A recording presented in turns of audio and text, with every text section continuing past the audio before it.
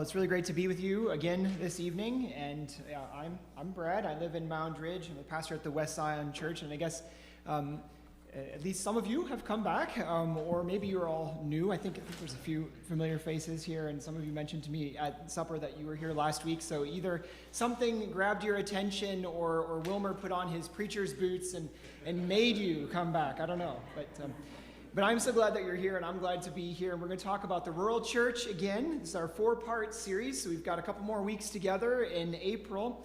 And maybe, just maybe, it will be spring in Kansas when we finish, since it's going to be winter again on Saturday.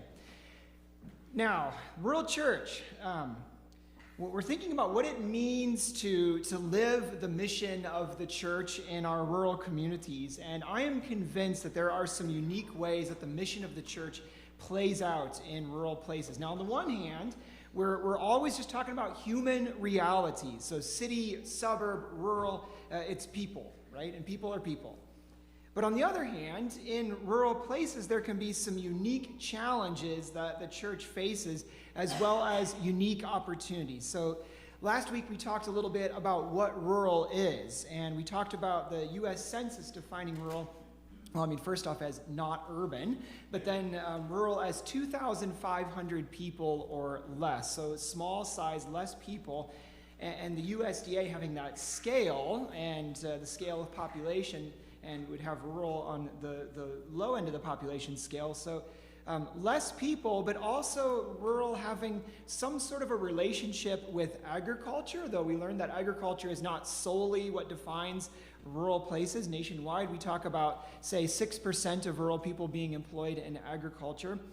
And what we saw is that rural is really a kind of culture, and that's where I want to help us dig into this a little bit. Rural as a kind of a culture that is defined by some kind of a relationship to the city, sometimes a history of marginality and loss, and a sense of a known and knowable community and interrelatedness between people. Like we have a sense, and it's not always true, but we have the sense that we know people in town and they know us.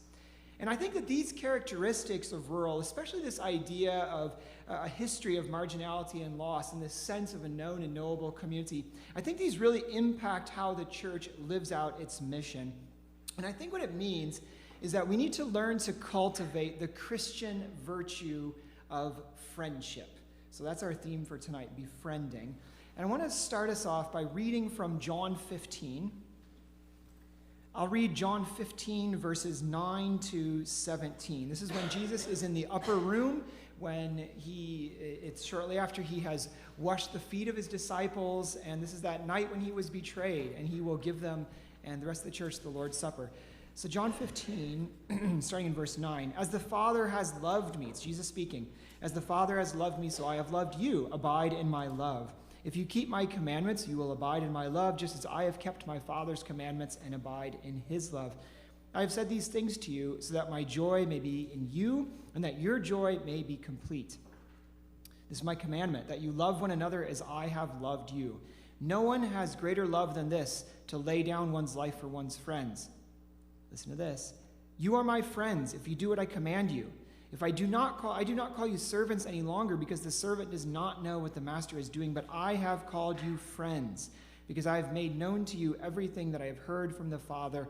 You did not choose me, but I chose you, and I appointed you to go and bear fruit that will last, so that the Father will give you whatever you ask him in my name.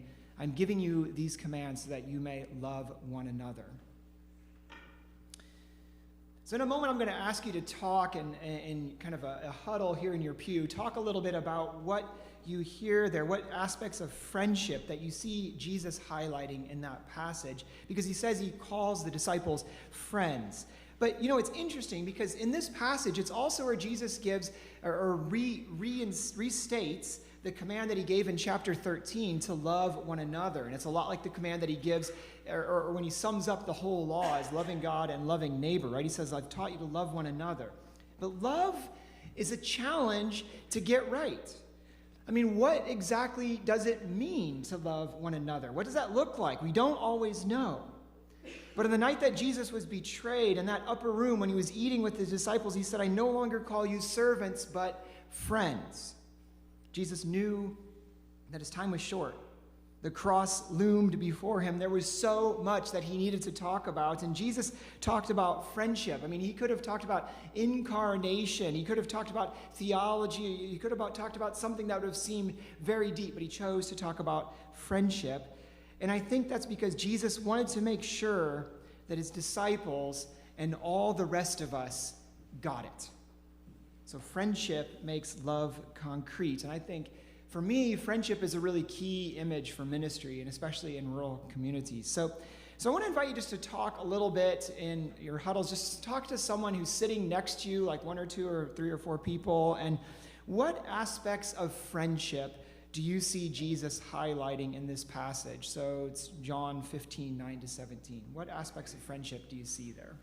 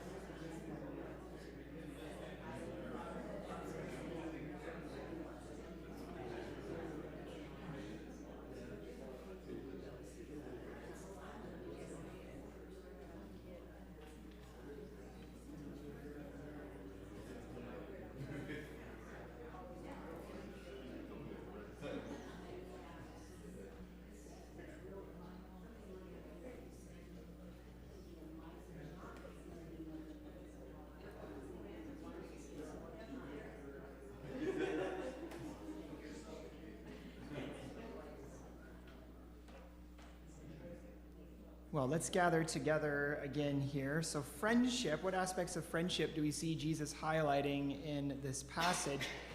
I'll just draw out a couple that I have noticed. So friendship as making love of neighbor practical and concrete. And one thing Jesus said, no one has greater love than this, than laying down one's life for one's friends, right? So I think friendship involves this measure of vulnerability, this kind of openness to the other, right? Laying down one's life. He says, I no longer call you servants, but I call you friends.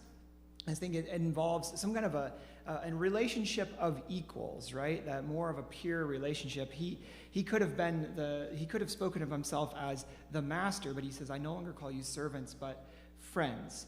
And I think, so those two pieces are really important here, that vulnerability and that pure relationship. And I think there's probably other pieces that maybe you drew out in your conversations. But there's a theological word for what Jesus is trying to get at. And he doesn't use it right here, but it's used in other places in the New Testament. And the word for that is communion, right? And we think about communion, we talk about breaking bread around the table, and that's one aspect of communion. But there's also the communion of being in communion with one another. I think that's Jesus-shaped friendship. Now you see Jesus living out this kind of love through friendship in his own ministry. I mean, Jesus' MO was really to connect with people. He made friends. Jesus surrounded himself with people. So think about the 70 or the 72 or the 12 disciples or Peter, James, and John, right? He had this broad outer circle of relationship. He roots friendship in vulnerable, sacrificial love for others. He says nobody has greater love than laying down one's life for their friends like he is going to do for them. You see Jesus sharing his life with other people and pouring out his deepest concerns with them. Think about how Jesus also hears people's stories, like Bartimaeus. You know the story of Bartimaeus, right? He's blind. He's on the side of the road, and he crawls out, "Jesus, Son of David, have mercy on me," when Jesus is walking by with some of the disciples. And instead of Jesus kind of doing a drive-by healing, a walk-by healing, he stops and he crouches down and he says to Bartimaeus, I think it's very interesting, he says to him, "What do you want me to do for you?" Right? He's blind. He's a beggar, right? In some ways it's obvious, but it's because Jesus wants to hear him, right? Tell me what's going on in your life. Tell me your story. What do you want me to do for you? Or that Samaritan woman at the well. It would have been all too easy in John 4 for Jesus just to kind of break into this sermon on how he's the Messiah. And he talks about being the Messiah, but he does that in the context of hearing her story, right? This openness to her concerns. He hears her out. And here in our passage in the Gospel of John, Jesus says that his disciples are his friends because he has told them what the Father has told him. So he's open with them. He treats them with dignity. He's vulnerable with them. They're not his projects. They're not his servants. They are his friends. Now, when I think when Jesus talks like this, calling them friends, and what I'm doing is kind of laying the groundwork here. But I think when he talks like this, he's really drawing on this rich Old Testament tradition of friendship. So if you think about friends in the Old Testament, think about like Naomi and Ruth. Ruth wouldn't have had to go with Naomi, but where you go, I will go. Where you dwell, I will dwell. Your people shall be my people. Your God shall be my God, right? Think of David and Jonathan, right? Think of Deborah and Barak in the book of Judges, or in the Apocrypha, in the book of Sirach, we read, "Faithful friends are a sturdy shelter," which is a verse I love. The disciples would have known those examples. They would have known those passages of Scripture about friendship. And I think Jesus takes that deep tradition, and he shows them in his own life what it looks to live out that friendship. Now, friendship is a key image of ministry for me. I'm not always very good at it, but it's a key image of ministry for me. My wife is good at it. I'm kind of like the awkward, curmudgeonly one, and she's the kind and friendly one. But it's okay to laugh. But anyway, but it's true. But so, we met a young couple a while back, and we got to know them a little bit. We actually just knocked on their door one day when we knew they were new to town, and we met this young couple, and we started to get to know them a little bit. And then when they had a baby, we brought them some food, and they said, "Hey, next time you come, just come in through the back door. It's not locked. That's where friends come in," right? And I think this is what we want to do. This is where we want to get at. But sometimes we get it right, and so oftentimes we've got it wrong. And when I wrote the book, my technique is really just kind of reflecting on times that I've gotten wrong, right? So I have a lot of material, and I kind of just tell on myself a lot. But I think it's easy to get love wrong, and it's easy to not know exactly what it means to live out this command that Jesus has given to love. And I think friendship helps us find our way into loving others, being a neighbor to others. And so I want to talk about two things that friendship keeps us from getting wrong. And then I want to talk about how friendship helps us get some things right when we're thinking about the rural church. So two things that friendship keeps us from getting wrong. So two risks that I think we face.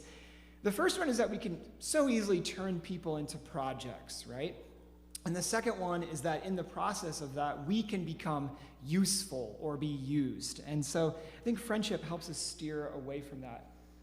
Now, it keeps us from turning people into projects, because I think a lot of times we are programmed to see love as helping others, or to see love as fixing others. And I think that there's something about the way we're kind of oriented in the church that a lot of times, especially when we're reaching out to people, and maybe we're crossing a boundary, a border of socioeconomic border or whatever. I think especially when we're reaching out in the church, there's this risk of turning people into projects and wanting to fix them, kind of just take their lives and just crunch them into shape, just do some spiritual chiropractics on them. And you don't want to do that. No, please, don't make that decision, right? We just want to do that, right, with them. And sometimes we're right, you know what I mean? Like, we know what would be best, and it's so hard not to just say, take this path and not this one, right? But the problem with that, when we start trying to fix people,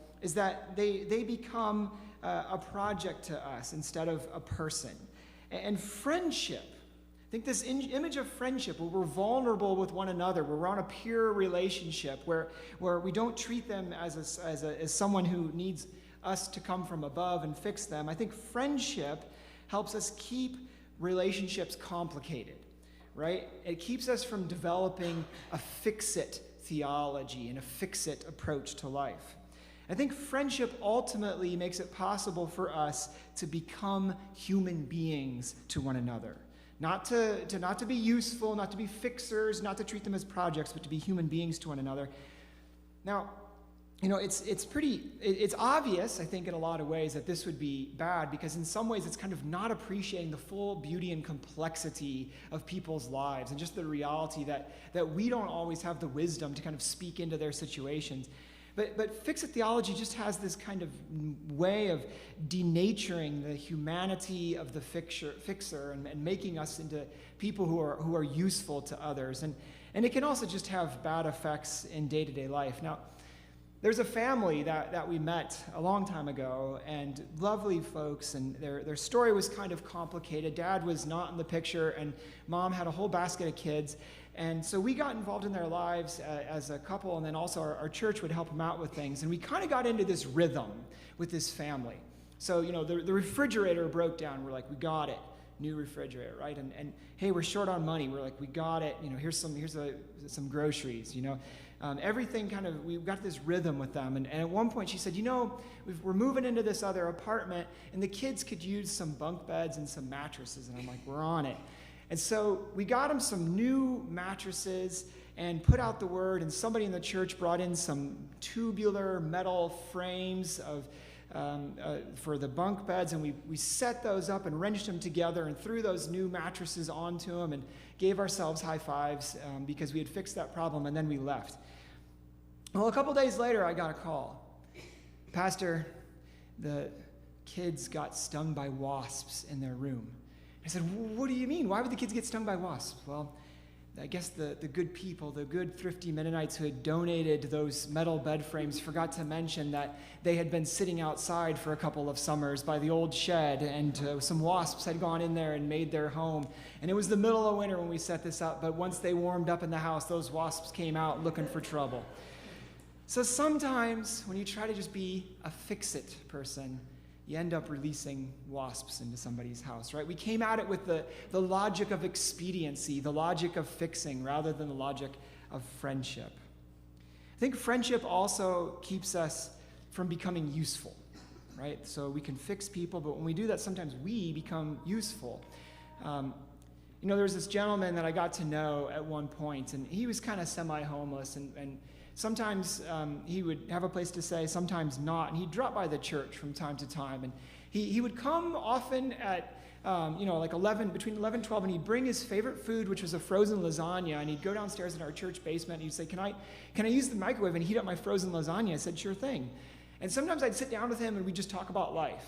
Well, this gentleman one day was eating his frozen lasagna, and I was sitting across the table from him, and between mouthfuls of melted cheese, he says, you're the most useful pastor I've ever met. And I was like, thanks. I didn't really want to be useful, though, in that case, right? I didn't want to be useful. I just wanted to get to know him, just to be his friend. And the trouble with being useful, I know he meant it as a compliment, but the trouble with being useful is that so often we end up being used, right? And sometimes we want to be useful, right? We want to be Johnny on the spot, the guy that can get in there or the woman that can get in there and just help somebody out. And it's not all bad, but sometimes that logic of being useful will put us in a situation of being used. Now, I think that Jesus' logic of friendship, this Jesus-shaped image of friendship, kind of turns that all around. And Jesus operated in an environment in the first century where there would have been relationships, just like today, relationships that turn people into projects and relationships where people got used. And in fact, in the Greek and Roman world of Jesus' time, one image of friendship was as an instrumental friendship, an instrument to something more. So in that time, in a lot of in the Greek and the Roman culture, friendship was kind of a means to an end. It's useful, right? And in that way, it's this really kind of a privileged relationship, something that wealthy men, landholding men, they could be friends with one another, but they would never deign to be friends with a lower status individual because they have nothing useful to offer, right? It's you scratch my back, I scratch yours. This is quid pro quo relationship. It's useful.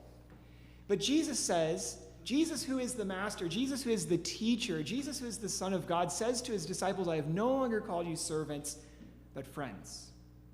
And he turns that on his head, right? I mean, he is the one who could demand their allegiance. He is the one that could demand that they be useful to him, but he says, I have called you friends. And friendship, this being together in love, has no greater end beyond itself. It is the end. So it's not leading on to something else. So the Jesus way of friendship is inherently not useful. It is useless in the best sense of the term. It is based in that it's communion. So those are two things that I think friendship can help us avoid, help us not get wrong. I think there's a couple of ways that friendship can play out that are positive. And I guess I just pause. I mean, does this ring any bells for you all? Or do you have any comments or questions at this point?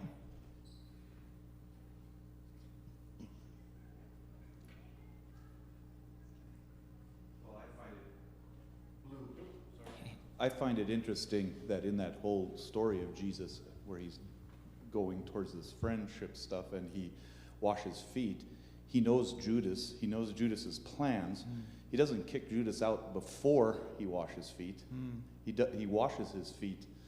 And to me, this idea then, if the Jesus logic of friendship is the end in and of itself, that's pretty powerful because Judas had nothing to offer, good to offer to Jesus. Right, wow, great point. Well, I had a little situation, it's been quite a while ago, but my brother would, I could go out and buy a set of tires for my car. But he could always get me a better deal with some of his buddies that he knew and everything. And I had checked with them before that, and they couldn't get me the deal, but he said he could get me a good deal. Everything I did, he could get it for me better, or he could, And we developed a close friendship with some other people in town here. And I didn't realize it, but I was starting to do the same thing with him. And my wife says, did you notice him back off when you started on that? And I said, what do you mean? She says, you're doing the same thing your brother did to you. So, back off a little bit. Give him room. Back off, yeah. Don't try to use him to achieve something else. Yeah. So I want to talk a little bit about, we'll have more time for the conversation here, but I want to talk a little bit about the idea of befriending and how it can be positive. So I think I want to focus on three different images of befriending, right? Because I think befriending is kind of a key image for rural church relationships. One would be befriending individuals. The second is befriending the community as a whole. The third is to think about befriending the land. So befriending individuals, following Jesus' way when we're connecting with individuals, the relationships, the end in itself, and it's about building those relationships, right? I think what friendship, this image of friendship does is help us value people. And I think that it will also help us start to kind of value the ins and the outs of rural community. So, I talked a little bit about the seeing the rural community, and I summed that up again today, that people are often related or interrelated, at least by blood or by deep ties of history. We were just talking, I was just talking here a little bit earlier, but sometimes I'd never heard the term double first cousins until we moved to Kansas. Brother, sister, marry brother, sister, something like that, right? So just that's great. It just shows like the depth of relationship. And we sometimes we wouldn't notice that unless we started to hear people's stories, right? People are deeply connected in our rural communities. And we start to learn to fit into the structure of those relationships, right? And to recognize the premium that rural communities put on knowing and being known. So I think when we kind of have some of those things in mind, then we can begin to come at it if we're going to get to know somebody, if we're going to try to connect someone to the church, to the gospel, then we have to take the time to get to know their story and to get to understand how they're related to one another. We have to get to take the time to be with them and build trust. Now, a while ago, once my wife and I went, and we saw a moving truck, and so we went and we knocked on the door, and we took them a plate of cookies with a church postcard on the top, and the folks were super friendly and let us inside, and we're sitting on their couch, and we're just talking about life and where they come from, and all of a sudden the lady of the house looks over and goes, "You didn't just come here to invite us to your church, did you?" And I was like, "Ooh, busted." But we did come to invite them to our church. But on the other hand, we did want to get to know them, right? And that actually has developed into a relationship with these folks. And as we got to know them, it turned out that yes, they are related to others within the community, even though they had just moved to town, right? So we want to come at it from this idea that the relationship is an end in itself. And I think part of this this will really play into how we talk about evangelizing, right? Sharing the good news next week. Because sometimes we can get the idea that the friendship is an instrument towards evangelization. Or to put it another way, that friendship is an instrument towards getting people into the church. And while we want to share the good news of Jesus with everyone that we're in contact with, I mean, that is what the greatest gift that we can give someone. We don't want to see that friendship as kind of a means to the end, right? Because people will sniff that out immediately. And they'll sense, for pastors, they'll sense that we're just mercenaries, right? You're paid to do this. That's the only reason you're talking to me. Or for people who aren't in paid ministry, they'll sense that we're just trying to get you on our team before somebody else grabs you or something like that, right? And so people will sniff that out immediately. We want to be able to come and recognize the relationship itself as what we're trying to build. I heard someone I talked to who had really built up his rural congregation in Virginia. He said this: "Don't try to get someone to come to church before they come to you." And I like that too. It's kind of another take on it, right? This idea that we really want to get people we want to relate to people before we even pitch the church.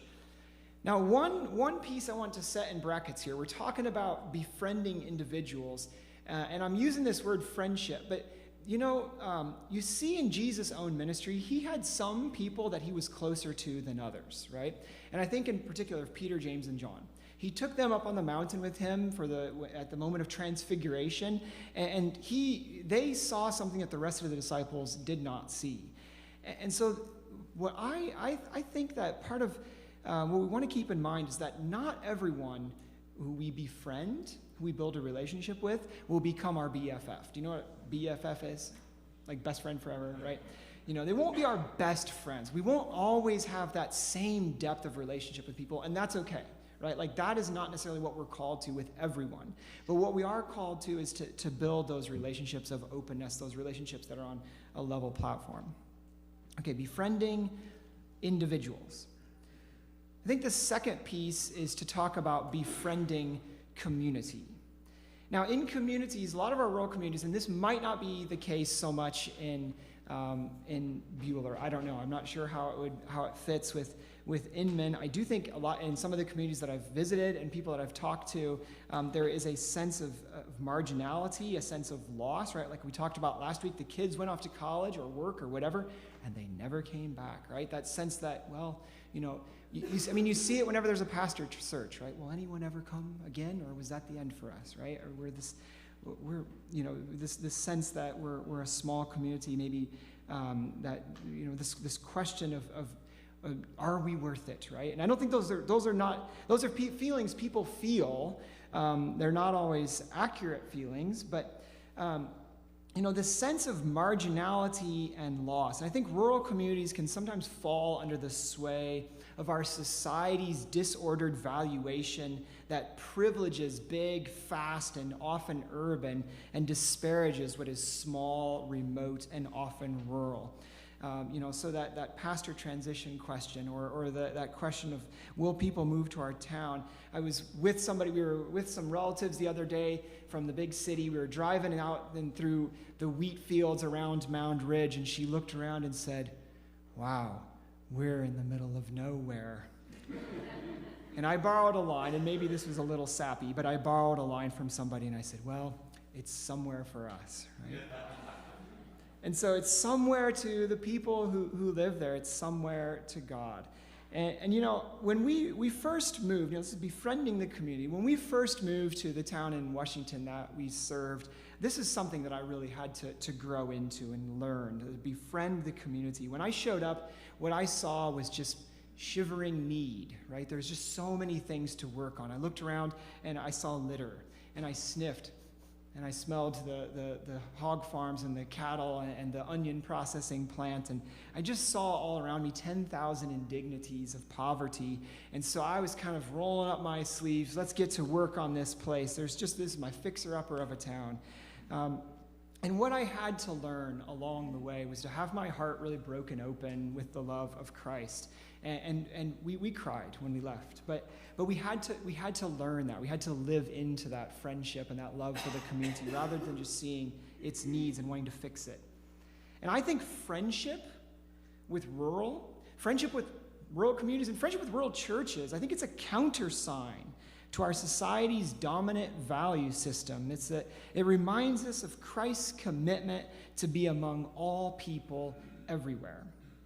Now, a couple of ways this plays out. I think in Galatians chapter 6, verse 10, Paul says, "So then let us, whenever we have the opportunity, let us work for the good of all, especially for the family of faith." The good of all, the idea of the common good. And there's a theological word for that. It's solidarity. So it is being with people and working towards the common good, not weighing people based on how useful they are to our ministry or whether they might come to our church, but simply looking out for their good and looking out for the good of the whole community. And I think that this means seeing the good of the church as being bound up with the good of the whole community, because the reality is that the rural church cannot thrive unless the rural community around it thrives. I talked to a gentleman named Brad Thie.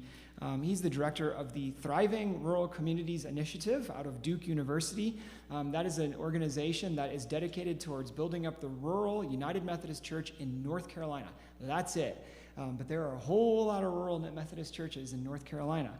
And he said this, that he said, we didn't call it the initiative, this organization is not called the Thriving Rural Churches Initiatives. He said, there's a reason that it's called the Thriving Rural Communities Initiative, because you can't have one without the other.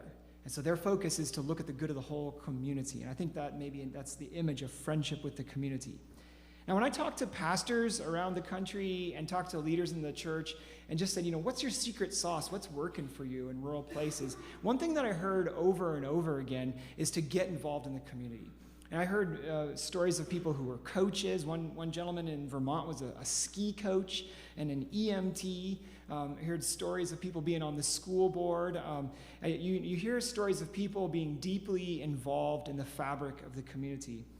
I talked to a pastor last fall who serves a congregation a town of about 800 people in north central Kansas. And in this community of 800 people, they used to have a movie theater, but 800 people, movie theater, it's going to be a little bit hard to make that fly, right? And especially in the age of Netflix. But the movie theater went out of business, but then he and others in the town, did I tell you this story already? No, okay. He and others in the town, they banded together and they formed a nonprofit organization to run the movie theater. So this pastor's involved in this, right? Running the movie theater. His job is to put up the new movie posters, and he sells tickets. And he told me he's also trained on concessions. So, I like this. It's community involvement that is not necessarily going to lead to a direct discipleship moment, right? I mean, there could be an interaction as this pastor is pumping that liquid heart attack palm oil butter onto the popcorn and just be like, here, Jesus loves you, right? But most of the time, it's not going to play out that way. Most of the time, it's just going to be working for the good of the whole community, recognizing the entertainment needs of the community that are kind of hard to meet in a small town. So befriending the community. Now, in Mound Ridge, we have a gentleman that we're friends with, that we connected with, and he has a mission. He's got either a small farm. He's a retired farmer, so he's got it right now, either a small farm or a giant garden, he grows all sorts of wonderful things, but he especially loves to grow flowers. Now, I don't like to plant anything that I can't eat, but he likes flowers, and sometimes they end up on our kitchen table. And his mission with these flowers is to take them, and that's a picture of his farm, is to take them around town, and he will bring bouquets of flower to the hospital, to the library, to the clinic, to just kind of anywhere, anybody who needs flowers. And sometimes we'll tap him, we'll be like, we know somebody that could really use some flowers, and we'll just get a big old bunch of these wonderful flowers and take them over. So that's his way of reaching out, just for the good of the community, just loving the community. So hopefully I'm trying to spark your imaginations here, right? Help you think about this a little bit. And I'm sure that I'm preaching to the choir on thinking about befriending people and befriending the community, because I think it's something that Mennonites have done really well. But here, I want to just invite you to talk a little bit and have some conversations. Again, just kind of huddle and talk about this. What are some ways that you have extended Jesus-shaped friendship to others, and so either to individuals or to the whole community? What are ways that you've extended Jesus-shaped friendship to others?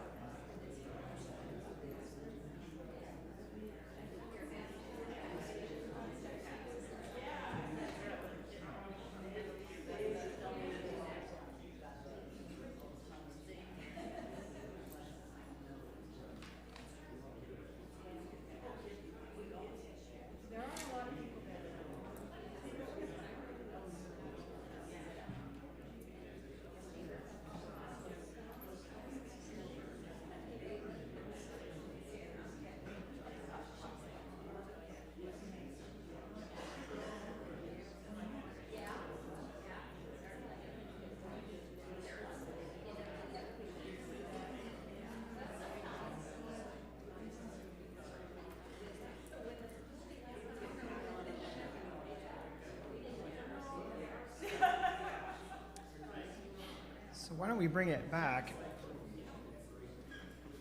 I'm going to talk about that third image of friendship, befriending the land. But I just want to kind of pause at this point. We've talked about befriending individuals and befriending the community as ways we live out that Jesus-shaped friendship. Is that doing anything for you? I mean, do you want to pitch anything back at me or ask any questions or challenge or whatever? Is that image doing anything for you?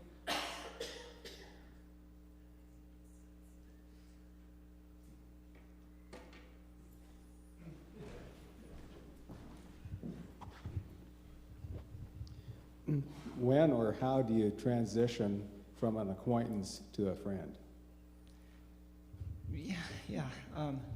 Yeah, great question. I mean, I'm kind of using the word friend really broadly, right? Like, I think for me, there is just takes a little bit of wisdom to know when to have appropriate levels of vulnerability with people, right? And so, you don't necessarily kind of pour your heart out on that first occasion, but as you get to know them, sometimes it can be a sign of your respect for them and that you consider them your equal to be able to share a challenge in your own life. And it was really exciting, a beautiful thing that we made a small group of an older, very mature in the faith woman in our church and a couple of young mothers who are just getting hooked up and kind of just figuring some things out. And one of them said, wow, it was so great to hear her talk about some of the struggles that she has gone through, right? Like she has struggles too. Her life's not perfect. And so, I think that can be a sign of your respect for the other person, but it kind of takes some wisdom to get there.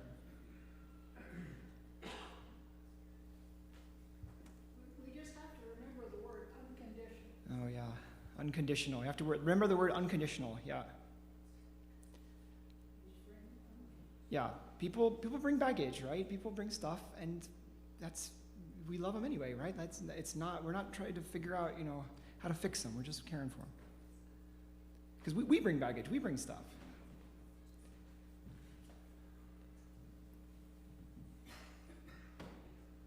We'll probably learn this next week when we talk about evangelism. How fine a line is that between you've befriended somebody, they're your friend, but you don't want to be invasive, and we're not just your friend because we want to take you to our church. Right. There must be a line there somewhere, isn't there?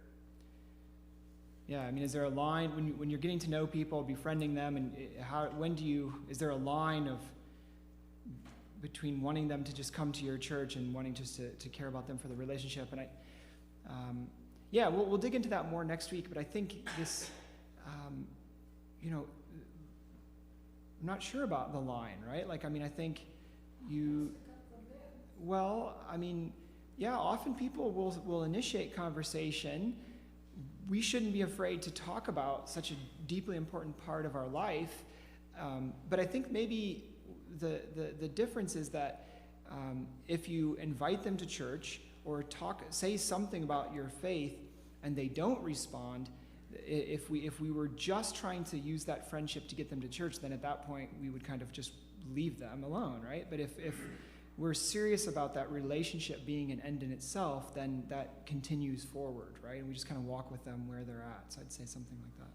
I guess that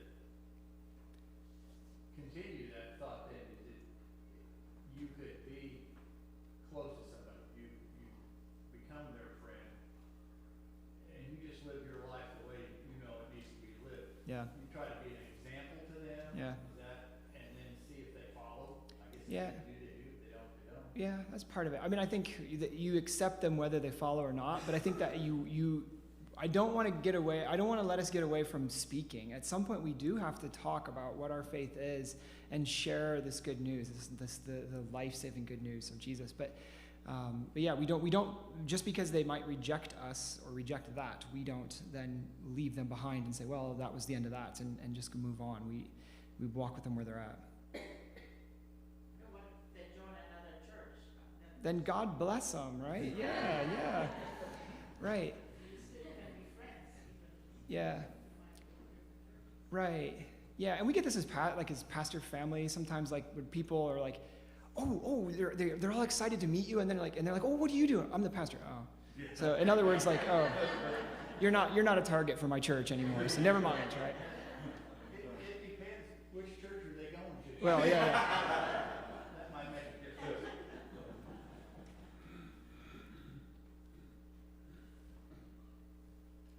Well, we can come back to some questions in a minute, but let's talk a little bit about the third piece, which I'm calling befriending the land.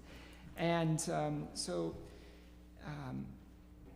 I mentioned earlier that our friend plants lots of flowers. I don't plant so many. My wife goes in for a few, but my landscaping motto is mow food, mow less, right? Like just whatever you can, wherever you can, stick something in that gives you berries or tomatoes or something, right? Just grow something.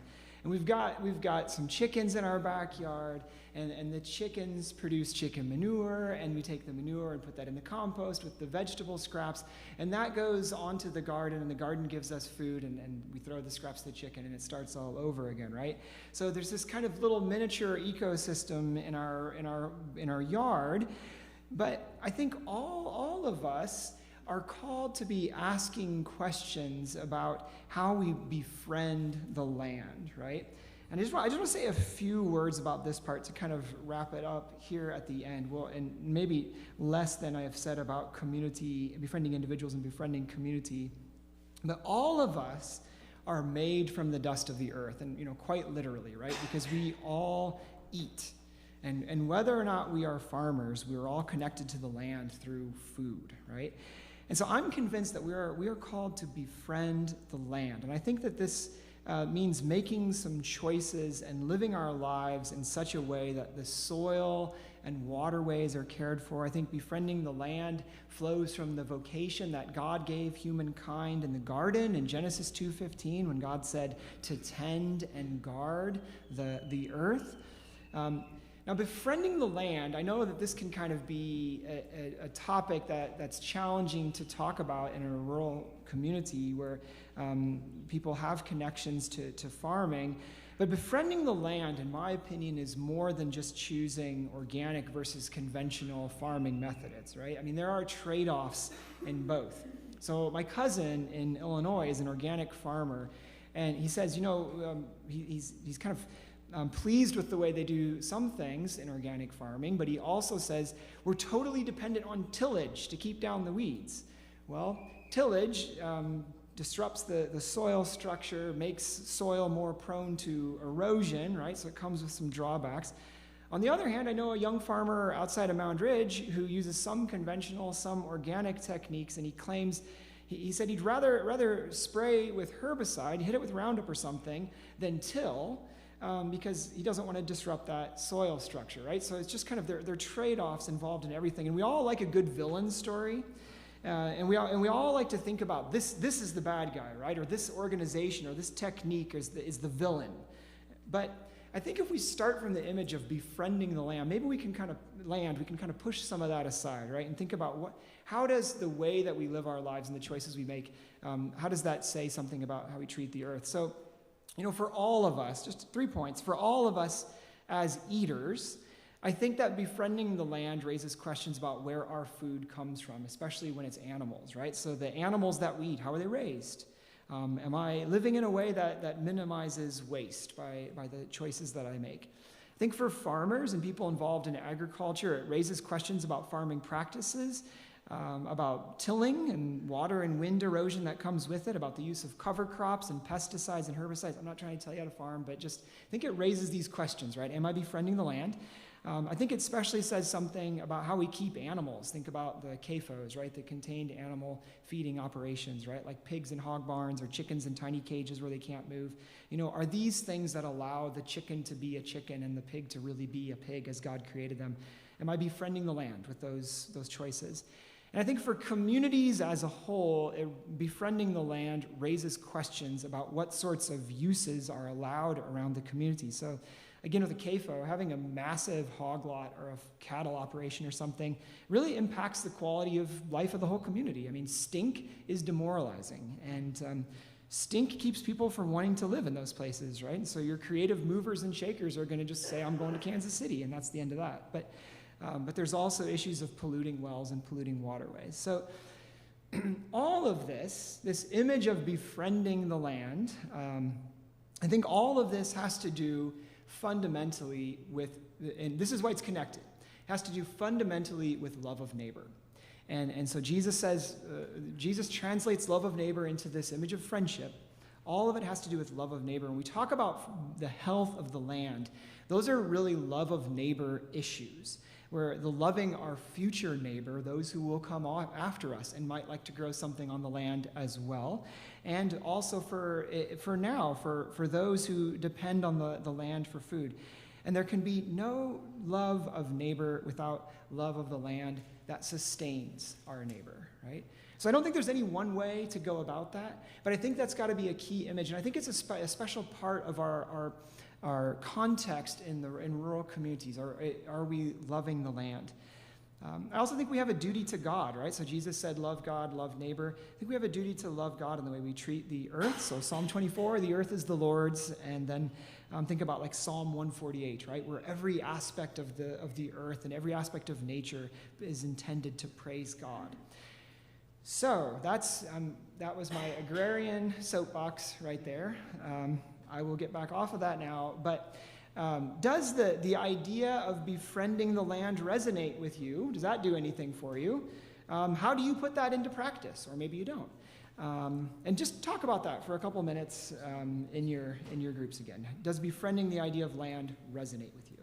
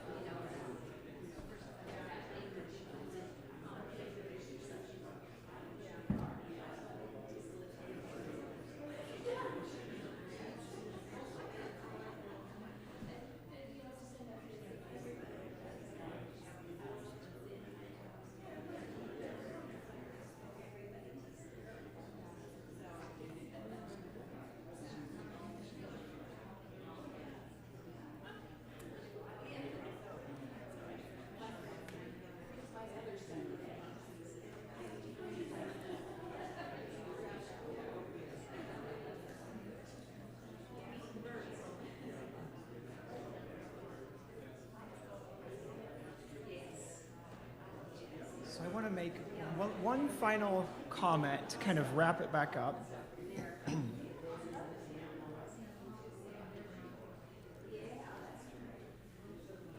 Just want to draw it together, and then we'll have a little bit of time for conversation and questions here at the end. Jesus, at the end of the passage that we read in John 15, right, where he talks about being friends, he says this: "You did not choose me, but I chose you, and I appointed you to go and bear fruit that will last, so that the Father will give you whatever you ask him in my name." So who chose who? He says, "You did not choose me, I chose you," right? Jesus is the one who chose them. And I think when we talk about this image of friendship, it always comes back to that. God's first befriending of us in Christ Jesus, the original friendship. He chose us. And he says, I appointed you to go and bear fruit without last. This is a blessing, right? This image of God's friendship with us is a blessing upon our lives to bear fruit, and a blessing that can extend out in the community and through relationships. It all comes back, this image of befriending individuals, community, and the land. It all comes back to friendship with God. Gregory of Nyssa, who was one of the church fathers in the 4th century, he said that becoming God's friend is the only thing worthwhile. And I think about even our own hymns that we sing. Think about, of course, like, what a friend we have in Jesus, right? But then also, like, praise to the Lord the Almighty, that says, ponder anew what the Almighty can do, as with his love he befriends them. So that is what it all comes back to, God's friendship that he has extended to us. Do you have questions or comments here at the end? And if you could raise your hand, so we can get it on the recording and also everyone can hear. And there's a mic on that side and a mic on this side.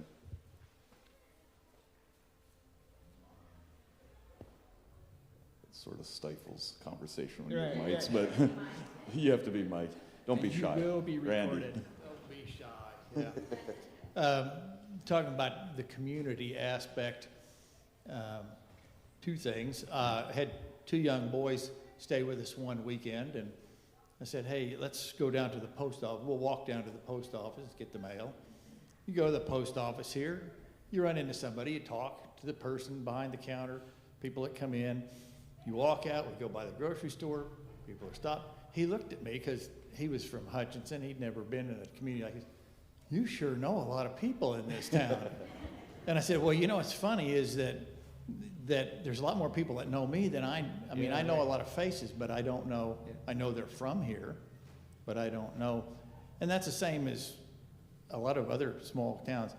People drive down the street, and we talked about this. We wave at each other. The wave, yeah. We wave at each other.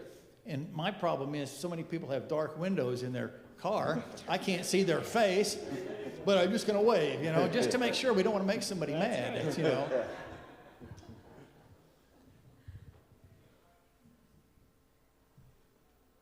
I've had it where someone has decided they would be my friend. Yeah. And it's a pretty powerful thing, and you become really, like, I am very good friends with this person I'm thinking of, because she decided we would be friends, and lo and behold, we are. And it was, and that very much was a reaching out and not trying to fix me, not trying to anything me, and so I have to remember that myself. Friends don't generally fall from the sky. You decide to make them, and I now have to decide to make them, because I now know what that's like when someone grabs you and makes you a friend of them.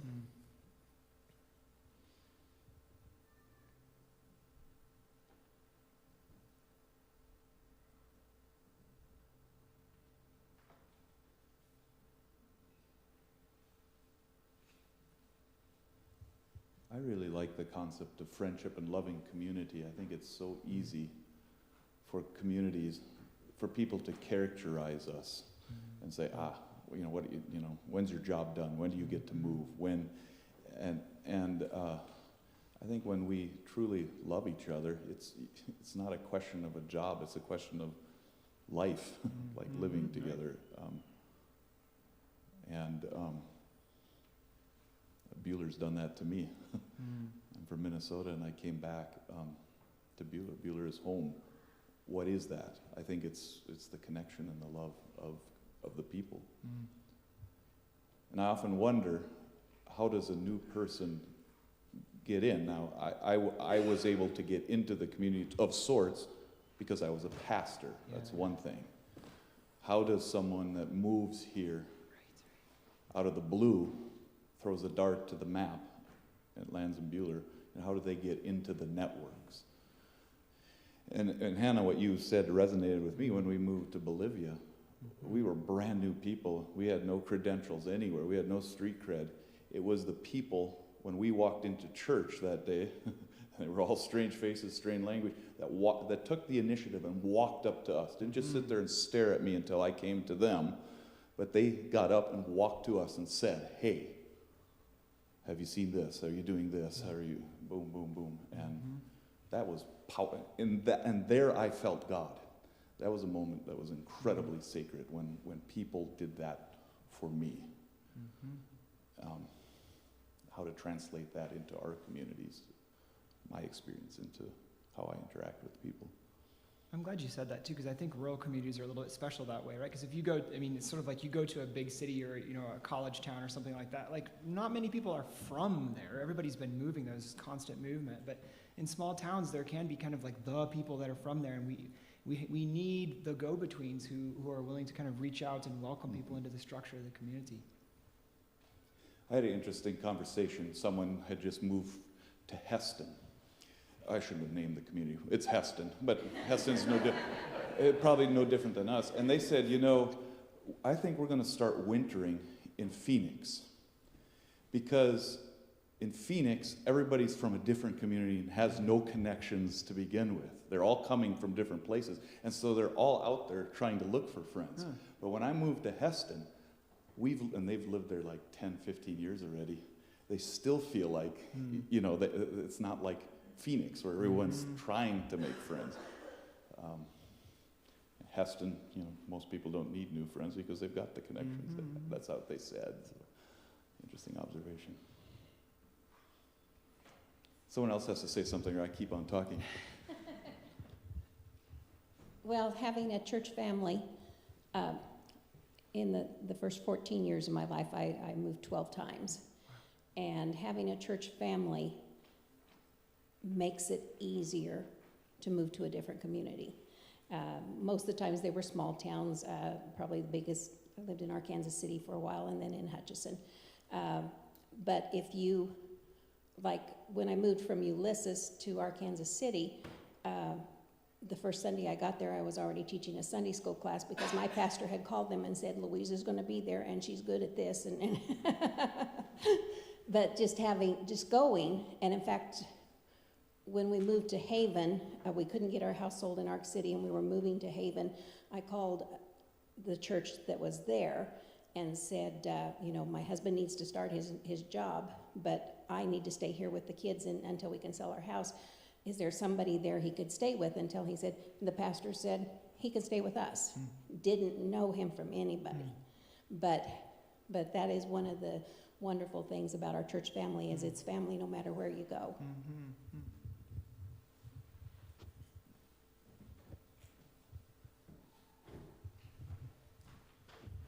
You were talking about this gentleman with his field of flowers in Mount Ridge. Yeah. So, I grew up through the 8th grade in Mount Ridge, and on Main Street, just 2 blocks away from us, there were 2 old maid sisters that lived together, and they had probably at least a quarter of a block that they had with flowers. And I didn't realize at first what they were, but they were poppies. Okay, yes. And they Very grew them for the important. poppy seed, and right. you know, they were the best friend of everybody in town. You bet. Yeah.